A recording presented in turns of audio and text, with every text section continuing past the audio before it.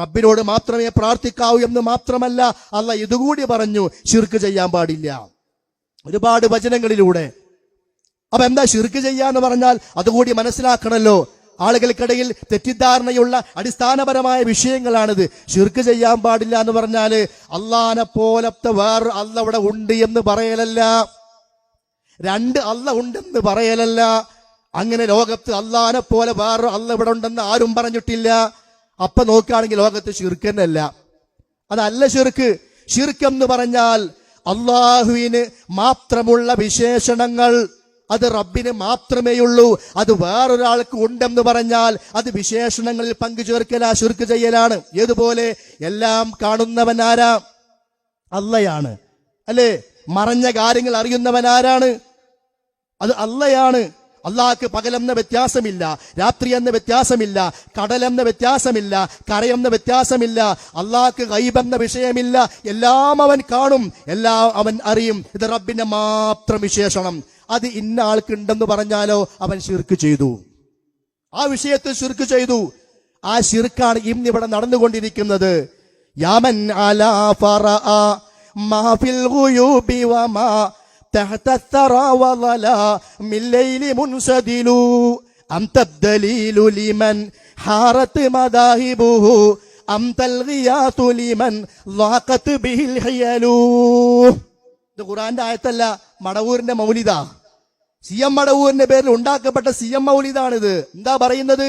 യാമൻ അലാ ഫറഅ മാ ഫിൽ ഗുയൂബി വമാ തഹത الثرى وظلا من الليل منسدل. മറഞ്ഞ കാര്യങ്ങൾ അറിയുന്ന മടവൂരെ, ഭൂമിക്കടിയിലെ കാര്യങ്ങൾ അറിയുന്ന മടവൂരെ, ഇരുട്ടിനുള്ളിലുള്ള കാര്യങ്ങൾ അറിയുന്ന മടവൂരെ. ഈ വിശ്വാസം ഉണ്ടെങ്കിൽ തന്നെ പോയില്ല, ഇനി വിളിക്കൊന്നും വേണ്ട. മനസ്സിലായോ എവിടെയാ അപകടം? എന്താ ശിർക്ക്? അള്ളാനെ പോലെ വേറെ അല്ലുണ്ടെന്ന് പറയലല്ല ശിർക്ക്. അള്ളാഹ്ക്ക് മാത്രമുള്ള വിശേഷണങ്ങൾ എല്ലാം കാണുക. ലോകത്തൊരു സൃഷ്ടിക്കും അതില്ല. നബി സല്ലല്ലാഹു അലൈഹി വസല്ലമക്ക് പോലും സാധിച്ചിട്ടില്ല എല്ലാം കാണാൻ.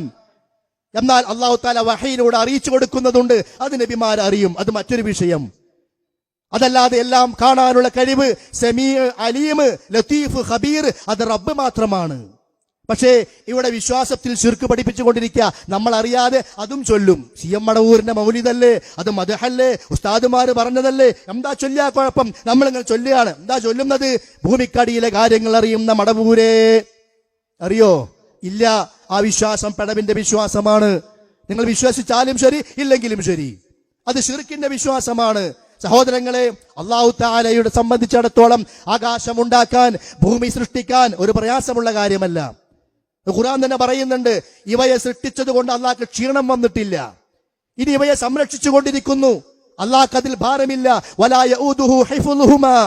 ആകാശഭൂമികളുടെ സംരക്ഷണം അള്ളാഹ്ക്ക് ഭാരമുണ്ടാക്കുന്നതല്ല. കാരണം അവനെന്താ? അവൻ എല്ലാറ്റും കഴിവുള്ളവനാണ്, ഖദീറാണ്. അള്ളാഹ്ക്ക് ഒന്നും സൃഷ്ടിക്കാൻ ക്ഷീണിക്കേണ്ടതില്ല, വിയർക്കേണ്ടതില്ല, പ്രയാസപ്പെടേണ്ടതില്ല. കാരണം ഇന്നമാ അംറുഹു ഇദാ അറാദ ശൈഅൻ അൻ യഖൂല ലഹു കുൻ ഫയകൂൻ. അല്ലാഹ് ഒരു കാര്യം ഉദ്ദേശിക്കുകയും ഉണ്ടാകി എന്ന് പറയുകയും ചെയ്താൽ ഉടനെ അത് ഉണ്ടാവുകയാണ്. അത് അള്ളാഹു അതിലിങ്ങനെ പണിയെടുക്കേണ്ട ആവശ്യമില്ല. അത് റബ്ബിന്റെ പ്രത്യേകതയാണ്. കുൻ, ഉണ്ടെന്ന് പറഞ്ഞാൽ അത് ഉണ്ടാകും. ആ വിശേഷണം ലോകത്തൊരാൾക്കുണ്ടെന്ന് പറഞ്ഞാലോ അത് ശിർക്കാണ്.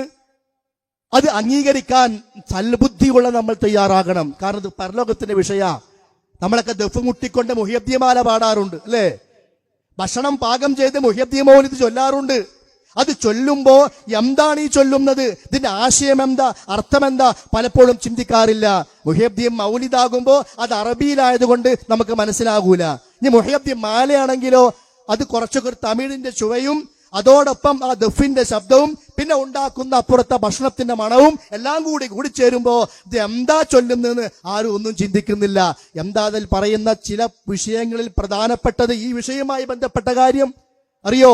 അള്ളാഹിനെ സംബന്ധിച്ചിടത്തോളം അവനൊരു കാര്യം ഉദ്ദേശിച്ച് കുൻ എന്ന് പറഞ്ഞാൽ ഉണ്ടാകും. മുഹിയബ്ദി ശൈഖോ വേണ്ടിയിട്ട് വല്ലോരു വസ്തുവിനെ നോക്കിയിട്ട് ആകെന്ന് നാം ചൊൽകിൽ ആകും ആദെന്നോവർ. ഒരു വസ്തുവിനെ നോക്കിയിട്ട് ആകൂന്ന് മുഹ്യബ്ദി ശൈഖ് പറഞ്ഞാൽ ഉടനെ അത് ആകുന്ന, അത് വിശ്വസിച്ച് മുഹ്യബ്ദിമാല ചൊല്ലുന്ന മുസ്ലിമേ, ഇത് നിന്റെ പരലോകത്തിന് അപകടമാണ്, അതുകൊണ്ട് അത് മാറ്റിവെക്കണമെന്ന് പറയുന്നത്. അവ ശിർക്ക് ചെയ്യാൻ പാടില്ല എന്ന് പറഞ്ഞാല് അള്ളാനെ പോലെ വേറെ അള്ള ഉണ്ട് എന്ന് പറയൽ മാത്രമല്ല, അത് ശിർക്ക് തന്നെയാണ്. പക്ഷേ ഇതൊക്കെ അതിന്റെ ഭാഗമാണ്. അള്ളാഹുവിനോട് മാത്രം പറയേണ്ട കാര്യങ്ങൾ റബ്ബല്ലാത്തവരോട് പറഞ്ഞാൽ, അള്ളാഹ്ക്ക് മാത്രം കഴിവുള്ള കാര്യങ്ങളുണ്ട്, അതിന് അഭൗതികമായ കഴിവെന്ന് പറയാ. ലോകത്ത് എന്ത് നടക്കണമെങ്കിലും അള്ളാഹു കാരണങ്ങൾ നിശ്ചയിച്ചിട്ടുണ്ട്. ആ കാരണങ്ങളുമായി ബന്ധപ്പെടുമ്പോഴാണ് കാര്യം നടക്കുക. എന്റെ അസുഖം മാറണമെങ്കിൽ ഞാൻ ഡോക്ടറെ അടുത്തേക്ക് പോകണം, മരുന്ന് കഴിക്കണം, ഡോക്ടറുടെ നിർദ്ദേശങ്ങൾ കേൾക്കണം. ഈ കാരണങ്ങളൊക്കെ ഞാൻ ചെയ്യുമ്പോൾ അസുഖം മാറുക എന്ന കാര്യം നടക്കും. എന്നാൽ അതൊന്നുമില്ലാണ്ട് അള്ളാഹിനോട് പറഞ്ഞാലോ, അള്ള വിചാരിച്ചാൽ എന്റെ അസുഖം മാറും. ആ റബ്ബിന്റെ സഹായം കാര്യകാരണ ബന്ധങ്ങൾക്ക് അപ്പുറത്താണ്, ഡോക്ടറുടെ സഹായം കാര്യകാരണ ബന്ധത്തിനകത്താണ്. രണ്ടും രണ്ടാണ്. അതുകൊണ്ട് റബ്ബിനോട് സഹായം തേടിയാൽ അത് ഇബാദത്താണ്, ഡോക്ടറോട് സഹായം തേടിയാലോ അത് ഇബാദത്തല്ല. എന്തുകൊണ്ട്? ഡോക്ടർ എനിക്ക് മരുന്ന് കുറിച്ചു തരുന്നു, ആ മരുന്ന് ഞാൻ കഴിക്കുന്നു, ആ ഡോക്ടർ പറഞ്ഞ പോലെ ഭക്ഷണം ഞാൻ ചിലതൊക്കെ മാറ്റിവെക്കുന്നു, ഭക്ഷണത്തിൽ ഒരു കുറവ് ഞാൻ വരുത്തുന്നു ഡോക്ടർമാർ പറഞ്ഞതുപോലെ, അപ്പൊ എന്റെ അസുഖം മാറുന്നു. അതെന്തുകൊണ്ടാ? അത് കാരണങ്ങളുമായി ബന്ധപ്പെട്ടുകൊണ്ട് കാര്യം നടക്കല. അതുകൊണ്ട് ആ ഡോക്ടറോട് സഹായം തേടുകയും ചെയ്യാം. ഡോക്ടറെ രക്ഷിക്കണേ എന്ന് പറഞ്ഞു ഒരു രോഗി പോയിട്ട്, അത് ആരാധനയല്ല, അത് പ്രാർത്ഥനയല്ല. എന്നാ റബ്ബെ രക്ഷിക്കണേ എന്ന് പറഞ്ഞാലോ അത് പ്രാർത്ഥനയാണ്. എന്നാ ഈ ഡോക്ടർ മരിച്ച് ആ ഡോക്ടറെ ഖബറിനവിടെ പോയിട്ട് ഡോക്ടറെ വയറുവേദനയ്ക്കാണെന്ന് പറഞ്ഞാലോ ഡോക്ടർ മരുന്ന് എഴുതണില്ല, മരുന്ന് തരുന്നില്ല, മരുന്ന് കുടിക്കണില്ല, അതൊന്നുമില്ല, ഒരു കാരണങ്ങളുമായി ബന്ധപ്പെടുന്നില്ല. നമ്മുടെ മനസ്സിലെന്താ? ഡോക്ടർ കേൾക്കും, ഡോക്ടർ കാണും, ഡോക്ടർ അറിയും, ഡോക്ടർ വിചാരിച്ചാൽ എന്റെ അസുഖം മാറും. അപ്പൊ അവിടെ എന്ത് വന്നു? അതിനാണ് അഭൗതികം എന്ന് പറയുന്നത്. അപ്പൊ ആ ഡോക്ടർ കാര്യകാരണ ബന്ധങ്ങൾക്ക് അപ്പുറമായി എന്നെ സഹായിക്കുമെന്ന വിശ്വാസം വന്നു.